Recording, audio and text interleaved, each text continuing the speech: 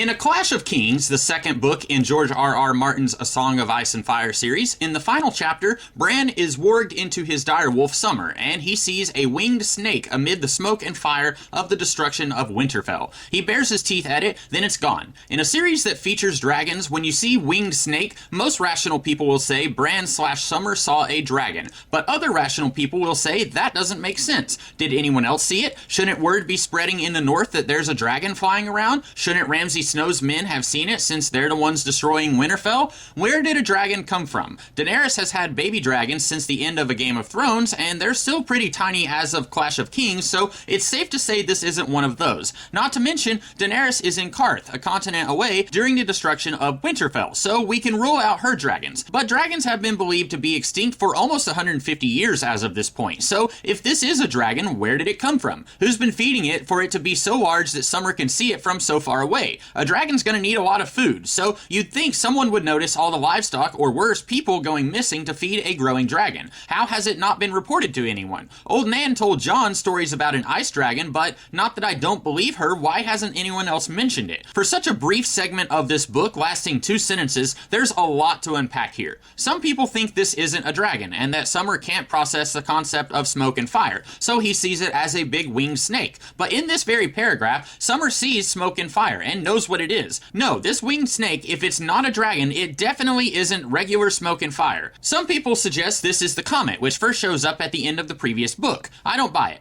The winged snake is there and gone within 2 sentences. I've never seen a comet travel so fast it disappears as soon as a wolf sees it. Plus, for something so far away, I'm not sure if Summer would care about the comet, especially when this paragraph puts so much emphasis on how dangerous men are. Summer knows what poses a threat to him, and I doubt he would waste time baring teeth at the comet, but a dragon would be much closer, and Summer would likely see it as a threat. If this is a dragon, where did it come from? There is the ice dragon old Nan talked about in her stories, and Martin did write a short story called The Ice Dragon, but Martin says the ice dragon is not part of the Song of Ice and Fire world, so there goes that idea. We do know Balerion the Black Dread lived about 200 years, so while history tells us the last of the dragons died in the reign of Aegon III, who died about 140 years before the events of A Game of Thrones, there are a few dragons whose deaths are not recorded by history. Of these 4, we are told Cannibal and Sheepstealer vanished. Could one of them have snuck up north and stayed hidden for the last 170 years? There are rumors Sheepstealer and his rider Nettles went into the Mountains of the Moon, and that Nettles is the fire witch who would burn the young men of the Burnt Men. The Mountains of the Moon are just a skip and a hop away from Winterfell, but the timeline seems like a stretch, and Sheepstealer was a boy dragon, so no baby dragons being born there. I won't say it's impossible, but I don't think either of them could have lived that long, especially without someone noticing them in all that time. Bran Stark has magic visions, and in his very first vision, near the beginning of A Game of Thrones, he is looking at his family, spread out across Westeros, and then he looks on the other side of the planet, to the Dothraki Sea, and to Asshai by the Shadows, where dragons stirred beneath the sunrise. I suspect this is just Martin showing us there's cool stuff in this world that won't necessarily play a part in the story or the lives of the characters, as before the publication of A Dance of Dragons, he told Spanish-language fansite Asshai.com we would only see Asshai through flashbacks, if that. So whether these are actual dragons stirring in Asshai or hidden surviving Targaryens, Martin didn't seem to think Asshai was important enough to show up in the series, at least when he was working on A Dance of Dragons. So I want to say this dragon Summer sees above Winterfell has nothing to do with dragons stirring in Asshai. Maybe it came from Bloodraven. In the 3rd Duncan Egg novella, The Mystery Knight, there's a tournament where the winner will win a dragon egg. Bloodraven, a cousin to future King Aegon V and hand to King Aerys I, winds up with the egg at the end. We are 99.9999% positive the three-eyed crow who finally shows his ugly face in A Dance of Dragons is Bloodraven, now bonded with the Weirwood roots and living an unnaturally long life. Before he got freaky with a tree, he was banished to the Night's Watch and eventually abandoned his duties there.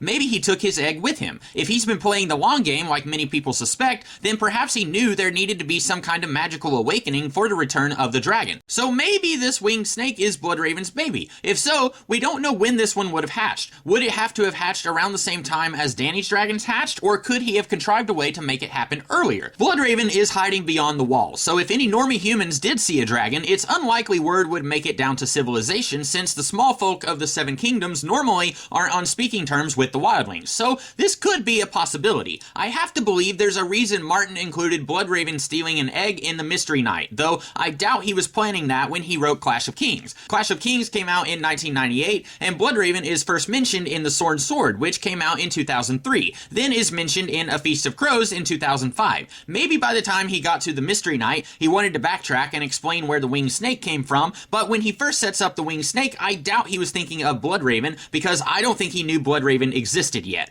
This dragon could have somehow hatched from the destruction of Winterfell. Melisandre has been talking about awakening the stone dragon, but she says she needs king's blood to do that, and as far as we know, no king's blood was spilled during the sack of Winterfell. I don't think Melisandre's prophecy has anything to do with an actual dragon. I suspect it has something to do with Grayscale and Daenerys, but that's a rabbit hole for another time. I should mention, during the Dance of the Dragons, a civil war that rocked the Targaryen dynasty during Cregan Stark's life, Prince Jacaerys Velaryon came to Winterfell to get Cregan and the North to fight for the Blacks, led by his mother, Queen Rhaenyra Targaryen. Cregan agreed to fight for the Blacks if Jacaerys' firstborn daughter would marry Cregan's son and heir Rickon, but Jacaerys died before the end of the dance, so this pact was never honored. But, while Jacaerys was at Winterfell, according to one historical account, Velaryon's dragon Vermax laid eggs. Could it be that these eggs were a consolation prize for Cregan's part near the end of the dance? Well, the world of Ice and Fire as a text exists in universe, and is written by Maester Yandel, who discredits the more fanciful or bawdy things Mushroom the Court Fool claims happened, such as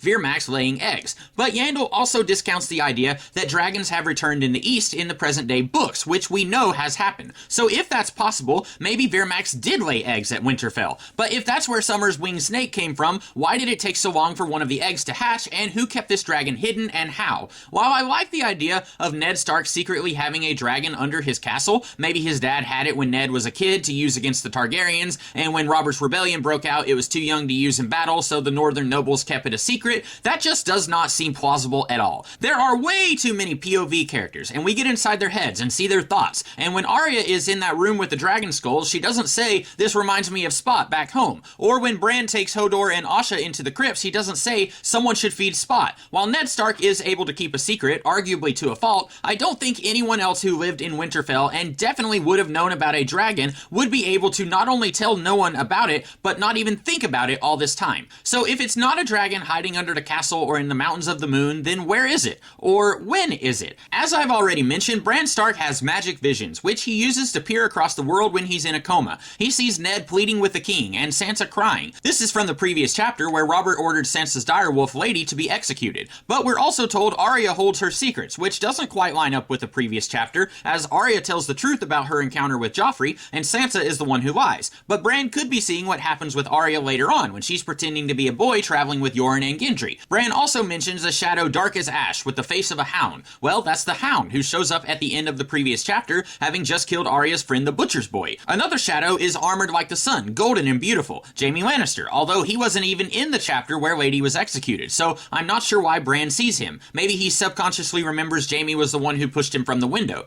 And one shadow was a giant with a helmet full of darkness and blood. This likely refers to Gregor Clegane, the Mountain, also absent in the chapter where Lady was killed. But more specifically, it probably refers to Gregor's condition much later in the series. In A Feast of Crows, the 4th book, Gregor Clegane dies from poison wounds from a duel he fought in the previous book. In A Dance of Dragons, Cersei even sends his head to the Dornish royal family, allegedly. Then we meet a new member of the Kingsguard, Robert Strong, who never removes his helmet and never speaks. Many people believe this is Gregor Clegane, somehow brought back to life, even without his head. And if Bran's vision in A Game of Thrones does refer to the Mountain, then even then, Bran's visions allow him to see through time as well as space, which you might find odd if you're familiar with where Bran ends up in A Dance of Dragons. In that book, he meets the Three-Eyed Crow, who gives him a special pace that will awaken his gifts. Almost immediately, he's able to peer into the past and see his father, who's been dead for a while. This certainly makes it seem like this is a new ability for Bran. He doesn't seem to understand how it works. The Three-Eyed Crow even tells him this pace will awaken his powers. But Bran's very first vision shows him stuff that was not going on in the present day. Gregor Clegane becoming Robert Strong was still a long way off, which makes me think Bran was able to use the green sight at that point, but he didn't know what he was doing, and he couldn't control it. Only after eating whatever this is was he able to shoot himself into the past on purpose, and with practice control when and where he would go. So the dragon Summer saw over Winterfell, I don't think that was when Ramsay's men attacked Winterfell. I think Bran was accidentally seeing into the future. Oh yes, Ramsay's men did destroy part of Winterfell, which Roose Bolton ordered to be repaired, and by the time Bran is talking with the Three-Eyed Crow, Winterfell is back in business. I suspect Ramsay's attack isn't the last time we will see destruction come to Winterfell. This could easily be one of Dany's dragons. George R.R. Martin has said the ending of the books will share similarities with the ending of the TV series. series, and elsewhere he said he had the broad strokes of where he wanted to end in mind, but not the details on how to get there. So looking at where a lot of the pieces of the TV series ended, could it be that one or more of the Stark clan will betray the Mother of Dragons, and that will result in another destruction of Winterfell? I don't know, and maybe Martin doesn't either. And I don't mean that as an insult. Martin is what he describes as a gardener writer who plants seeds. Maybe they'll grow, but into what kind of plant, what shape the plant will be, he can't say. He's just there to nurture his ideas and see where they go. At one time, he planned for this to be a trilogy. New ideas came, old ideas changed. This 2-sentence tease of a dragon above Winterfell, that could have been a cool idea Martin had 22 years ago, but he's since moved away from it. We won't know until winter, and then spring comes. I hope you liked this video, and if you did, I hope you come back for more stuff that I'll do in the future. Until next time, have a good one.